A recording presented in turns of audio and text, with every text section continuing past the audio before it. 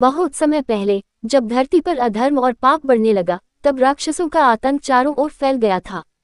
देवता भी उनसे डरने लगे थे। सबसे भयानक राक्षस था रक्तबीज, जिसे हर बार मारने पर उसके खून की एक एक बूंद से नया राक्षस पैदा हो जाता था। देवता परेशान होकर माता दुर्गा के पास गए और मदद मांगी। तब माता दुर्गा ने अपने क्रोध से एक अत्यंत शक्तिशाली रूप धारण किया। यही रूप था माँ काली का।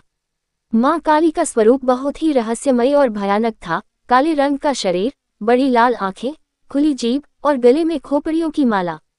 उनका रूप देखकर ही राक्षस कांपने लगे। जब माँ काली युद्धभूमि में उतरी तो उन्होंने एक एक करके राक्षसों का संहार करना शुरू कर दिया। लेकिन जब रक्तबीज सामने आया तो समस्या और बढ़ गई। जैसे ही माँ काली उसे मारती, उसके खून की बूंदें जमीन पर गिरती और हजारों नए राक्षस पैदा हो जाते। तब माँ काली ने अपनी अद्भुत शक्ति का प्रयोग किया। उन्होंने अपनी जीभ फैला दी और जैसे ही रक्तबीज का खून गिरता, वह उसे पी जाती ताकि कोई नई शक्ति जन्म न ले सके। इस तरह उन्होंने रक्तबीज का अंत कर दिया। लेकिन युद्ध के बाद भी माँ काली का क्रोध शांत नहीं हुआ।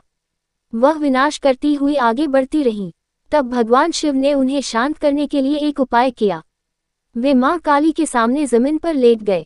जैसे ही माँ काली का पैर भगवान शिव पर पड़ा, उन्हें एहसास हुआ कि वे अपने ही प्रिय पर खड़ी हैं। तुरंत उनका क्रोध शांत हो गया और उन्होंने अपनी जीभ बाहर निकाल ली। यही कारण है कि आज भी माँ काली की मूर्ति में जीभ बाहर दिखाई जाती है। Right finger. इस कहानी से हमें ये सीख मिलती है, माँ काली केवल विनाश की देवी नहीं है, बल्कि वे बुराई को खत्म करके संसार में संतुलन और धर्म की रक्षा करती हैं।